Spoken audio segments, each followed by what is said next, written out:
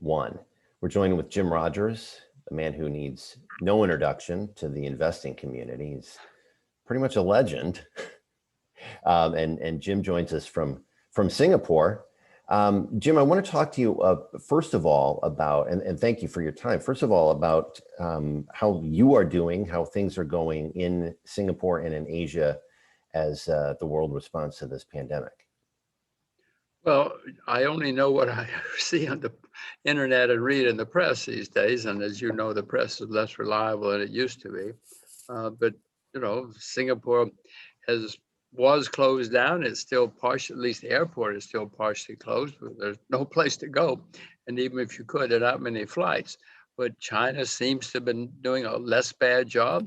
When I talk to people on the internet, I see the shops are full, the restaurants, the streets. So people in Asia seem to have been doing a less bad job than us in the West than the West. But again, I only know what I see in the press. I mean, I have a daughter who's at boarding school in the UK. Well, she can't go to school. She's at home. She has to do it by Zoom or by internet. So I don't know why, but Asia seems to have done a less bad job. And given what you're seeing there, and then what your daughter's going through in the UK, and then what you're seeing of the US, what's the perception been on the rest of the world, the West, the US and North America, and how we've handled it, and specifically the economic response? Well, China has spent money. China has printed some money, but China still has reasonably normal interest rates. And they have increased debt, but nothing like, say, the U.S. I mean, what the U.S. has done, Dave, is staggering. I mean, the U.S. was already the largest debtor nation in world history. And in the last few months, a year, they've increased the debt by billions and billions of dollars. And that is, I mean, it's a good time to be old, to be an old American, because we're getting the benefit of all this money. I had two teenage daughters. Their lifetime is going to be, you know, I know what happened to the UK when they started going into decline and going deep into debt. And I don't see that they have nearly as good a future as I did, or you did, or I do now. But I'm old now. All us old people are quite pleased. Well, I shouldn't say pleased, that's the wrong word, but, you know, we're benefiting. Well, but you touch on something interesting, because what's been puzzling to me has been the wrangling that's been taking place over stimulus, and you know, for instance, with Biden getting elected, and some saying he did that on the platform of, elect me and you'll get $2,000, and now it's, maybe you might get another $1,400. And it's all of this haggling over how much stimulus, and it's all just adding on to mounds and mounds of deficit. And we're wondering how the heck we're going to pay for all of it. Isn't that just a little puzzling? But if you're wondering, but Joe Biden's not wondering, you know, Janet Yellen's not wondering. They don't care. They're old too. Joe Biden spent his whole career raising taxes. I mean, he's one of the guys who started taxing Social Security in the U.S. when nobody else did. No, these guys, I'm just saying, for better or for worse, these guys have the mentality, let's just spend it. If we don't have it, print it, borrow it, we got to spend it. And that's their mentality. And that's what's going on now. There are other, I mean, for whatever reason, the Chinese don't have that same wild mentality. In fact, they don't. You see what's happening in Beijing. They're condemning debt and raising too much spending, et cetera. Japan is quite the opposite. Japan, the Bank of Japan prints money. He says unlimited. That's his word, unlimited amounts of money, and he spends it as fast, he invests it as fast as he can. I own Japanese ETFs because he's buying Japanese ETFs. Hey, he has more money than I do. If he's going to buy them, I'm going to own them. But this is an entirely different mentality. And in some countries, I mean, Japan and the US or England, I mean, there's several countries, that are just spending, but that is the mentality of the people we have in Washington now. They think we've got to win the next election. They don't care about you. They don't care about my kids. Their aim in life and goal in life, and always has been, is to win the next election. Which another scary thing to think about when you mention that is I'm thinking of Congresswoman Cortez, Alexandria Ocasio-Cortez, AOC, in the States. And two things that dawned on me recently. One is, well, she's a fan of this MMT, modern monetary theory, or whatever it is, which is just continuing to print money, and print money. The other thing that dawned on me recently is that at the next election, 2024, she will be old enough. She will be turned 35 in October of 2024. She could conceivably run for president. And the US might be a little crazy enough to say that she's the future of the Democratic Party, but also her view on money and money printing is beyond scary. Well, throughout history, when there's been a crisis, people always look around for any theory, any thesis they can find to save them. I mean, Mr. Marx came up with a great theory, which a lot of people liked for a long, long time. I mean, nobody wants to be a Marxist anymore, but a lot of people tried it for a long, long time. And MMT, yes, more money today. It's a wonderful theory. It's fabulous. Won't work, but Marxism didn't work either. But people tried it for a long time. So yeah, no, I love more money today. Don't have to worry about anything. In the end, it's a disaster, but no, you're exactly right. Look at history. Oh my gosh, the things that people have said and done in history is mind-boggling, but it's happened, and it can happen again.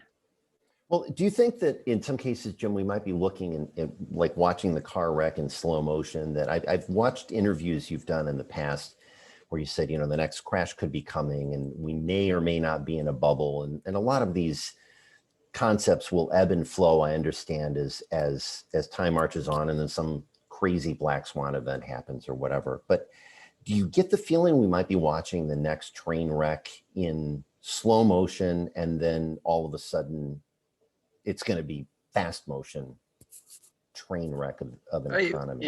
And excuse me. Bless you. Excuse me. Oh, would you hand me a tissue, please, Sarah? In 2008, we had a big problem because of too much debt. Hey, since 2008, the debt has skyrocketed everywhere in the world. Gigantic amounts of debt have come into the world, so it's going to be worse. I mean, it's a simple statement to me that the next time we have a problem, it's going to be the worst in my lifetime because the debt is so much higher now.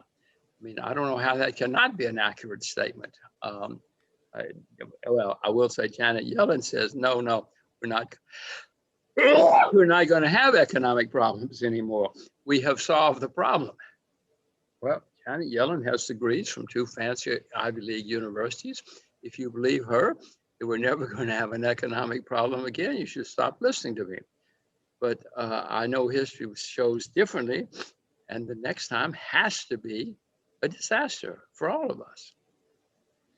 I'm sure you watched from your perch what happened with GameStop, with the short squeeze, with the traders. In fact, I just saw a statistic that GameStop is now at 85%. It's 85% down from its all-time high. What are your thoughts on what happened with all of that? Was it just a short squeeze on steroids? Is it a true black swan event? Could it happen again? Could there be a silver squeeze? That was a short squeeze. Short squeezes have been around for decades. I've seen more than one in my lifetime and read about many. What surprised me, I mean, those guys, I don't know the hedge fund guys. They seem to be good analysts. That stock is certainly not with $300 a share. But what confuses me or perplexes me is how could they build up such a huge short? Because I've been around, I know this happens. when people see a big short position, they squeeze it. It's legal, it's honest, it's moral. There's nothing wrong with it, unless you do it in collusion when the government, that government says that's illegal. But I don't see that the guys who did the squeezing did anything illegal. They just put out a notice and said, we're going to buy this stock because of the shorts. Well, that's legal. They didn't say, meet in a bar one night and say, all right, let's do it. So it was a perfectly legal, legitimate, historic kind of event. We've had many short squeezes. And yet these hedge fund guys, I mean, when you're short something, the world knows the short position is published every month. So I don't know how they made that mistake. And then somebody else took advantage of it. I said, there's a lot of talk about, regulation. But I don't see the need for regulation. It's all sorting itself out. It's self-regulating. A lot of people have lost a lot of money. A lot of people have learned a lesson on both sides. So can it be done again? Yes, we could. We're always going to have short squeezes. Can it be done in silver? I doubt it. Silver is an entirely different market. It's a different kind of market and size, etc. I own silver, so I hope they squeeze it to 1,000. But I suspect it's not going to happen unless there's a lot more money and a lot more people involved than I can imagine.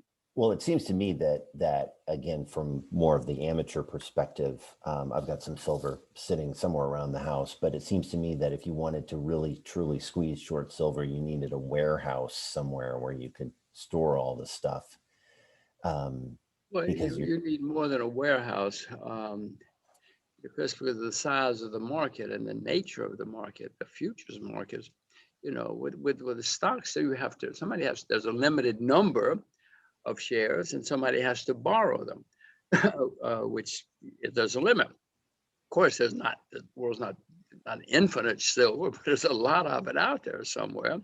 And it could happen. Sure, of course it can happen. There have been short squeezes in some commodities at times, but nothing like what happened here. Could happen. I'm just saying it's not as easy, and it's more unlikely. Okay, but of course it can happen. As I say, I hope they do it. Send it to 1,000. Yeah, I'd like to see that as well. I want to talk about the thing that's nearest and dearest to my heart of late, which is Bitcoin and the crypto universe. So I was doing some math earlier, and if Bitcoin itself, just Bitcoin, not the rest of the cryptos, if Bitcoin were a publicly traded company, it would be the 6th largest in the world at a $963 billion market cap. It would be just a shade larger than Tencent. So given the size of Bitcoin and the fact that folks like Elon Musk are now disclosing, hey, we bought a bunch of the stuff, and you have the companies that are putting amounts in their balance sheet of Bitcoin. What's your talk on whether or not it's, I guess, here to stay, and whether or not it's worthy of its status as a true investment vehicle, or if it's just digital funny money? Well, you said two things. Trading vehicle, it's certainly a worthy trading vehicle. I wish I'd bought some and traded. I know people are making a lot of money, and they have been quite successful. So as a trading vehicle, it's there and it's successful. And why not? If that's what it's going to be, and if people are willing to buy it and sell it, sure. But then you also called it money. If it becomes money, if it becomes a legitimate competitor to money, my view is that at least throughout history, governments have said, no, we have a monopoly, we want control, and we're not going to let you use that as money. So if it becomes successful as money, my view is governments will outlaw it. They have the guns. Now, all the crypto guys say, oh, we're smarter than the government. Of course they are. Everybody's smarter than the government. But the government's got the tanks. Government's got the guns. in the 30s, they did the same thing happen. They outlawed anything for money except Bank of England money. It made it an act of treason. Treason, David, if you use anything except them. Well, treason means they execute you. So people stopped using other things as money. Now, so your question, you had two throngs. Yes, it's a great trading vehicle, and why not? Why not forever if anybody wants to use it? But as money, I'm skeptical. And also the practicalities of money, of course, is, some governments have already outlawed it, but more than that, if, for instance, in Myanmar, which is a country with tens of millions of people, they close the internet. What are you going to do with your crypto money if the internet's closed? You don't have anything. You may be rich, but you're money rich. You can't spend it. You can't buy bread. Or if the electricity goes down, as happened in Texas now, what do you do then? If the computer goes down in any way. So it's got flaws, as you know, probably obviously better than most of us. Many cryptocurrencies have already disappeared and gone to zero. There were thousands of these at one time. Most have gone. That does not mean that you can't have a great trading vehicle, but as money, I'm skeptical. What about looking in your crystal ball for the rest of 2021? We're 6-7 weeks into the year. I guess one question around that is, do you see an end in sight to pandemic, I guess you could say in some respects, overreach, economic overreach, and lockdowns and things of that nature, business closures? Do you see an end to that in the West? We've had epidemics for hundreds of years. It's the first time they've closed McDonald's when we had an epidemic. Never in history before have they done that, but this time they did. For whatever reasons, and I look back and I think I figured out why, but it doesn't matter why they did it, and they will do it again. We will have future epidemics, and these guys like control, and they think they're smarter than the rest of us, and they think that closing us all down is the best thing to do. I mean, sometimes the cure can be worse than the disease. My view, they've taken the wrong approach. We'll know in 4 or 5 years who was right. Doesn't matter who's right now. They've got the guns, and if they say close the door, you're going to close the door, and that's the way it is, at least in much of the world, the West at the moment. We're going to have more epidemics. The governments are going to bungle it. History is full of governments bungling everything, or many things. So sure, they'll bungle it again. Do you think there's a chance that specifically this administration in the US, that the Biden administration will use this as the opportunity to continue some sort of overreach, both economic and then just lock down whatever we can control of you, the peons, we will do? Think there's a chance of that happening? Of course, they're smarter than we are. They know what's good best for us. What's wrong with you? What is wrong with you? If you read the history of all of these big guys in power at the moment, this is the way they think. It doesn't matter whether they're right or wrong. This is the way they think, and maybe they're going to save us. I don't know. I hope so, but I know that's their approach. So you had said, I want to talk about a little bit about what's going to happen with the markets, because I saw an interview you did a couple of months ago. I think it was on the Kitco program, where you said we're not in a bubble. We're not in a bubble. But what I said was, just to make sure we get it right, bonds are in a bubble. Bonds have never been this expensive in the history of the world, and that's clearly a bubble. Okay. Some property in some cities, I mean, Seoul, whatever, you pick the cities, property is certainly in a bubble in some places. Stocks are beginning to form a bubble. What I said, I mean, Apple never goes down. Google goes up every day. 10 cent goes up every day. So some stocks are forming a bubble, but there's still many stocks that are not that are down. So we don't have a widespread, fully blown bubble yet, at least from my historical perspective. It's coming. I can see all the signs. Lots of new people are coming into the markets. You see what happened with the short squeeze we said the other day. You know, a lot of people, you read the stuff they were saying to each other. You say, how can you believe that? I know how you can say it to incite the mob, but how can you believe that? You see that's new people coming in who think it's easy. Oh my gosh, it's easy making money investing. This is a new game. What an easy way to make money. You see things like SPACs. You know what SPACs are? Yeah, of course, yeah. SPACs always come, at least not always, but historically, SPACs are a phenomenon that show up after a long bull market. I mean, all the signs are there. I'm not smart enough to know when the bubble is fully developed and when it's going to pop. But I know all bubbles pop, all bubbles end badly, and all bull markets come to an end someday. Mrs. Yellen says I'm wrong. Well, we'll see. What word of it or words of advice would you then have for the average investor looking at the rest of 2021? Do you keep your powder dry? Well, the main advice, first, the main advice is to get knowledgeable, because once you have knowledge about how things work and are working, you'll get worried, and then you'll be fine. You'll do something to take care of yourself, whether it's owning silver or shorting stocks, who knows what you'll do. But the main advice, David, is just don't invest in things you don't know about. The simple way to be successful is to stay with what you know.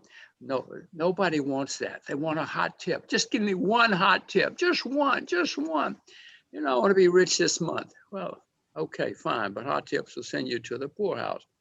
And if you want to be successful, stay with what you know. If you can only have 20 investments in your life, you'll be very careful about what you do. You won't jump in and out, etc., and you'll be successful. But David, that is boring.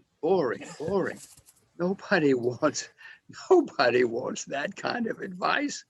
Okay, I will do that, but just give me one tip, just one tip. Right, exactly.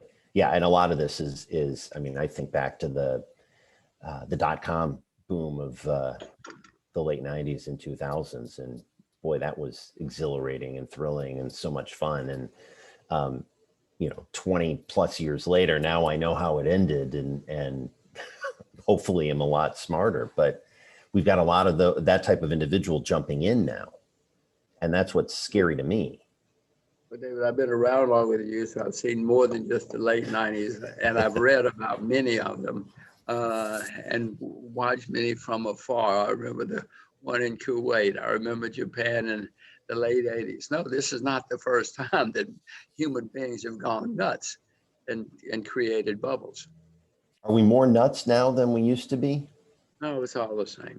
It's all the same. The only difference is we get information faster. But David, you put 100 people in a room, only 5 or 6 of them are going to get it right. Judgment is no different. We still have no judgment. Madness is still very prevalent. The main lesson of history, David, is that people don't learn the lessons of history. Even if they know the lessons that Donald Trump, I don't know if Donald Trump knew the lessons of history, but he thought he was smarter than history. He said it didn't matter. I'm smarter than history. Well, I suspect nobody, including Donald Trump or Janet Yellen, is smarter than history. And I've read about this and know how it works. This is just like back when people went nuts with tulips or property in the South Seas. I mean, all this has happened before. Railroads. Oh my gosh, you cannot believe what a bubble there was in railroads a couple hundred years ago. And David, we still have railroads. It became one of the most gigantic industries in the world. But the railroad stocks never got back to where they were at the height of the bubble. Radio, you know about radio? You might have had a radio when you were a kid. Yeah. Radio became gigantic, but Radio Corporation of America never got back to the heights it got during the 1929 bubble.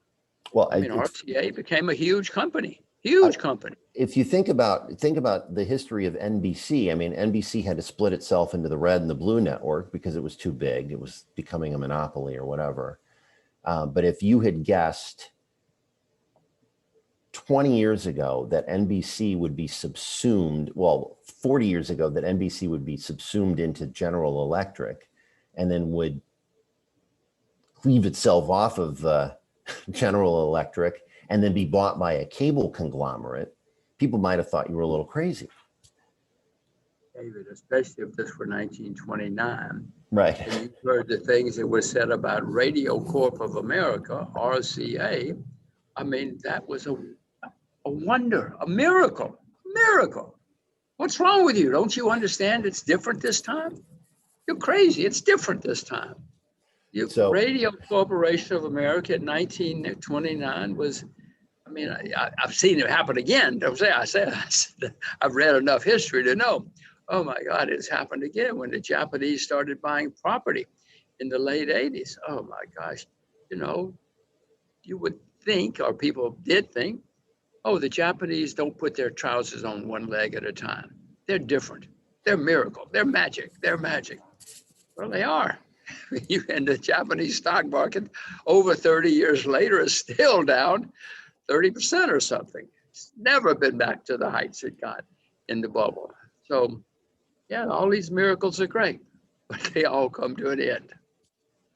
On that note, and I'll promise you, in another 5 years or so, you and I will get together for a beer somewhere, beverage of some sort of choice, and we'll talk about the year 2021 and what happened then, and there'll be some new crazy thing going on in 2026.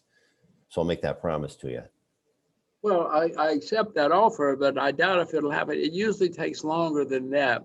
When bubbles break and pop, it usually takes longer than just 4 or 5 years because so many people lose so much money and they swear, I will never, ever, ever buy stocks again or whatever it happens to be.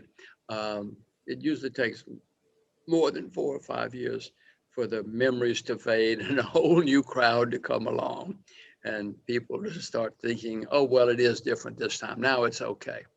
So I don't think we'll do it in 5 years. Okay. But at some point we will. I make you that promise.